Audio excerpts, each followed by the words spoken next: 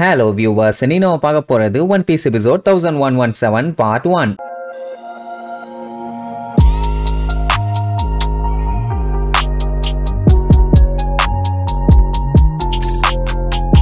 Open பண்ணா கமபக்கா குயின்டாம காட்டுறாங்க. அங்க சாபோ ஒரு வழியா எந்த ஒரு பிரச்சனையும் இல்லாம சேஃப்டியா வந்து சேர்ந்துட்டான். ஆக்சுவலா அவனுக்கு கொடுத்த எல்லா மிஷன்ஸையுமே அவன் கம்ப்ளீட் பண்ணிட்டான். மொத்தம் 3 ஆப்ஜெக்டிவ்ஸ். ஒன்னு செலஸ்டியல் டிராகன்ஸோட சிம்பலை டெஸ்ட்ராய் பண்ணி அவனுக்கும் நமக்கும் வார்னு சொல்லி டிக்ளேர் பண்ணணும். அதை சும்மா தாறுமாறா செஞ்சுட்டான். ரெண்டாவது அங்க மாட்டிட்டு இருக்க அடிமைகள் எல்லாத்தையுமே முடிஞ்ச அளவுக்கு காப்பாத்தணும். கூடவே குமாவையும் காப்பாத்தணும். அதையும் பண்ணிட்டான். அவன் ரிட்டர்ன் போனா அதுக்கெல்லாம் ஒண்ணும் பண்ண முடியாது. அதுக்கப்புறம் லேண்ட் ஆஃப் காட்ஸ்ல சாப்பிடறதுக்குன்னு ஃபுட் எல்லாத்தையுமே ரிசர்வ் பண்ணி வச்சிருப்பாங்க. அதெல்லாத்தையுமே அழிக்கணும். அதையும் பையன் சிறப்பா செஞ்சு முடிச்சிட்டான். இப்போ உலகத்தோட அட்டென்ஷன் மொத்தமும் இவங்க மேல இருக்கும். அண்ட் அது மட்டும் இல்லாம நேவியோட முக்காவாசி போர்ஸை சாபோ தானே டைவர்ட் பண்ணி கொண்டு போனா. சோ இப்படி இவங்க அடுத்தடுத்து சிறப்பா நிறைய வேலையை பண்றதுனால 12 கண்ட்ரீஸ்ல சிட்டிசன்ஸ் எல்லாம் இவங்களால என்கரேஜ் ஆகி இவங்களுக்காண்டி சப்போர்ட் பண்ணிட்டு இருக்காங்க. அதுல பாத்தீங்கன்னா 8 சக்சஸ்ஃபுல். அதனாலேயே அதை 8 நேஷன் ஆஃப் ரெவல்யூஷன் சொல்றாங்க. அதுல ஒண்ணுதான் கிங்டம் ஆஃப் லுலுசியா. பட் அதை இருந்த இடமும் தெரியாம தடமும் தெரியாம மொத்தமா அழிச்சு போட்டானுங்க. நீ அதை பார்த்ததானேன்னு சொல்லி கேட்டா அப்படியே சோகமாவான். நான் இப்ப என்னன்னா சாபோ பண்ண வேலையால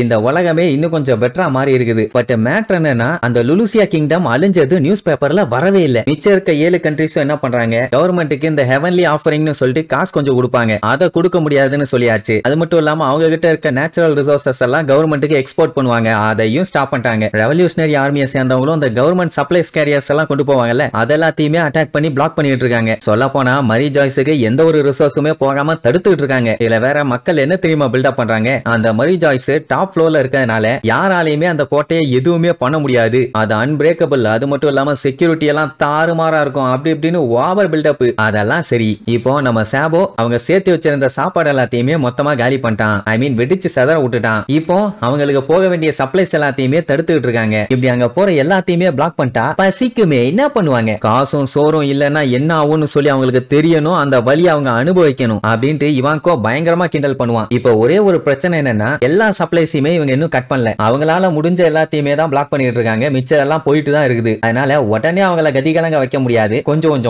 கொஞ்சமா தெரிய வரும். அண்ட் அது மட்டும் இல்லாம அவனுக்கு ஒண்ணு இது இல்லன்னா இது ஓகே, இப்படி அட்ஜஸ்ட் பண்ணிக்கலாம் அப்படி அட்ஜஸ்ட் பண்ணிக்கலாம்னு அட்ஜஸ்ட் பண்ணிட்டு இருக்கிறவனுக்கு கிடையாது. அவனுக்கு ஒரு சின்ன பிரச்சனைனாலும் உடனே அதை சரி பண்ணுன்னு பாப்பானுங்க. எப்ப அவனுக்கு அந்த ஹோலி நைட்ஸ சண்டைக்கு இறக்குறானுங்களோ அப்பதான் நிஜமான சண்டையே ஸ்டார்ட் ஆகுது. இப்ப அதுக்காக தான் ரெவல்யூஷனரி ஆர்மியே வெயிட்டிங். அதுல முதல் டார்கெட் யாருன்னா நம்ம டிராகன் இல்ல சாபோ தான். ஏன்னா அவன் தான் இப்ப ஃப்ளேம் எம்பரரா இருக்கவன். பட் அவனுக்கு அந்த பேரு சுத்தமா பிடிக்கலன்னு வைங்களேன். இன்னொரு மேட்டர் என்னன்னா என்னதான் கிங் கோப்ராவை அவன் கொல்லாட்டியுமே அவன் தான் கொன்னான்னு சொல்லி இப்ப அவனை ஹீரோவா பார்க்க ஆரம்பிச்சிட்டாங்க. இந்த விஷயம் இப்போ உலகம் பூரா தெரிஞ்சு போச்சு. அப்கோர்ஸ் இந்த உலகத்துல மோசமான கிங்குகளும் இருக்காங்க, நிறைய நல்ல கிங்குகளும் இருக்காங்க. அப்படி பார்க்கும்போது அலபாஸ்டாவை சேர்ந்த கிங் கோப்ரா ஒரு எக்ஸலண்டான நல்ல கிங். அப்படி எல்லாம் இருக்கும்போது உண்மை என்னைக்கு ஒழுக்கமா வெளியில வந்து இருக்குது அப்படிங்கிற மாதிரி பேசுவாங்க. நம்ம சாபோக்குமே கிங் கோப்ரா இறந்த நினைச்சு கவலை தான். இப்படியே இவங்க பேசிட்டு இருப்பாங்களா, இவான்கோக்கு என்ன நடந்துச்சுன்னு தெரிஞ்சே ஆகணும். இப்போ இந்த போட்டோக்கு நீ என்ன சொல்ல வர்ற, நடந்தது என்ன ஒழுங்கா சொல்லுன்னு சொல்லிட்டு அந்த போட்டோவை காமிப்பான். பார்த்தா அதுல கிங் கோப்ரா செத்து கிடக்குறாரு. பக்கத்துல நம்ம சாபோ தான் நின்னுட்டு இருக்கான். எனக்கு தெரிஞ்ச அவன் கொன்ன மாதிரியா நின்னுட்டு இருக்கான், ப்ரொடெக்ட் பண்றதுக்காக நின்னுட்டு இருக்க மாதிரி இருக்குது. சாபோ மேல எல்லாத்துக்குமே நம்பிக்கை இருக்குது, கண்டிப்பா அவன் கொண்டிருக்க மாட்டான்னு. ஆனா நடந்தது என்னன்னு தெரியணும்ல. அப்போ சாபோ அந்த போட்டோ எடுத்து பார்த்துட்டு அப்படியே நடுங்குவான். அப்பதான் பிளாஷ்பேக் என்னன்னு சொல்லுவாங்க.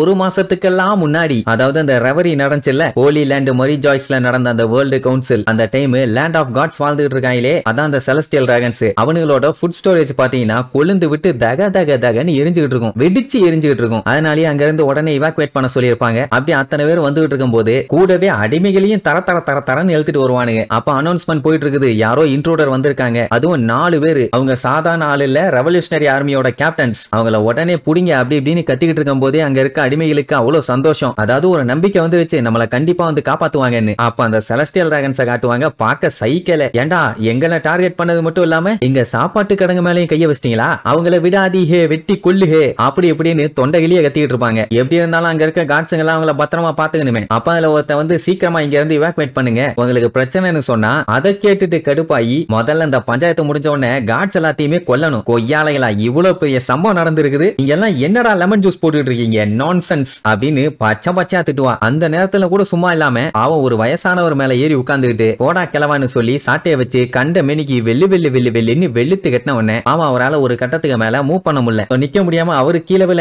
உடனே அவனும் கீழே விழ. அவ்வளவுதான், அவனுக்கு கடுப்பாயிரும். கொய்யால எவ்வளவு தைரியம் இருந்தா என்னையவே கீழே தள்ளி விடுவேன், நீ வெறும் ஒரு குப்பை, உன்னை இங்கே நான் போட்டு தள்ளுறேன்னு சொல்லி நெத்தியில கண்ண வச்சிட்டான். அப்பந்தான் கரசுவோட என்ட்ரி. சரக்குன்னு இடையில பூந்து கண்ண புடிங்கிட்டு போயிருவான். கொய்யால எவ்வளவு தைரியம் இருந்தா மத்த மனுஷங்களை ஈக்குவலா ட்ரீட் பண்ணாம இப்படி கேவலமா ட்ரீட் பண்ணுவேன் அப்படின்ட்டு அவன் காக்காவை ஏவி விடுவானா. அந்த வயசானவர் பார்த்துட்டு பதறுவாரு. ஆனா அது என்னடானா ஈஸ்ட் சைடு தப்பிச்சு போங்கன்னு வந்து சொல்லிட்டு போகும். அதை பார்த்து அந்த செலஸ்டியல் டிராகன் பயந்து கீழே வந்துருவான். அந்த டைம்னு பார்த்து சைபர் போல் ஏஜென்ட்ஸ் எல்லாம் செக்யூரிட்டிக்காக அடிச்சு புரண்டு வருவானுங்க. புடிச்சு அவங்களையும் வாங்குவாங்கன்னு வாங்குவான். லூசு பயலுகளா, இவ்வளவு நேரம் கழிச்சாடா வருவீங்க, அங்க பாருங்கடா, அங்க பாருங்க, கருகருன்னு முரட்டு பயலா ஒருத்த மேல உட்காந்துட்டு இருக்கான், அவனை காலி பண்ணுங்க, இல்லன்னா பொல்லெந்துடுவேன். அவனுக்கு நல்லாவே தெரியும் இவன் ரெவல்யூஷனரி ஆர்மியை சேர்ந்தவன். சும்மா பட்டு பட்டு பட்டு பட்டுன்னு சுடுவானுங்க. அவனுக்கு ஒண்ணு ஆகாது. இங்க இவன் பிபி வந்த பன்னிக்குட்டி மாதிரி அவனை கொல்லுஹே, ஏப்பூடாம சுடுஹே இருப்பான். அவங்க சுட சுட சுட சுட காத்தோட காத்தா அப்படியே கரைஞ்சு மறைஞ்சிருவான். என்னாச்சு, அவனை சுக்கலா நம்ம காலி பண்ணிட்டோமா, சூப்பர்னு சொல்லிட்டு இருக்கும் போது போகா மாதிரி பின்னாடி வந்து ஒரே போடு ஃபிராக்ஷன் ஆஃப் செகண்ட்ல அத்தனை பேரும் காலி. அவங்களுக்கே அந்த நிலைமை என்ன, செலஸ்டியல் டிராகனோட நிலைமையை யோசிச்சு பாருங்க. அப்படியே வந்து டெரரா ஒரு லுக்க விட்டுட்டு, டே கொய்யால நீ தாண்டா இப்போ குப்பைன்னு மட்டும் தான் சொல்லுவான். அட்டாக் எல்லாம் எதுவும் இல்ல, அவ்வளவுதான் 90ல ஓடுவான். ஐயா சாமி நீ ஆள விடுங்கன்னு. அந்த டைம்ங்கும் போது யாரோ 2 பேர் அங்க வாக் பண்ணி வந்துட்டு இருப்பாங்க. அந்த ஹாக்கி பவரை ஃபீல் பண்ணும் போதே மிரண்டுட்டான். என்ன தாறுமாறா இருக்குது. அவங்க வர வர வர வர டிஸ்கஸ் பண்ணிட்டே வருவாங்க.